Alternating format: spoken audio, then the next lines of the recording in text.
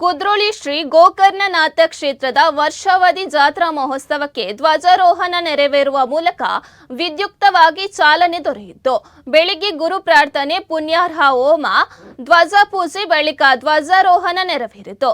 ಬಳಿಕ ತೈಲಾಭಿಷೇಕ, ಮಧ್ಯಾಹ್ನ ಮಹಾಪೂಜೆ, ಸಂಜೆ ಭಜನಾ ಕಾರ್ಯಕ್ರಮ, ರಾತ್ರಿ ಮಹಾಪೂಜೆ, ಬಲಿ ಉತ್ಸವ, ಶಯನೋತ್ಸವ ನೆರವೇರಿತು.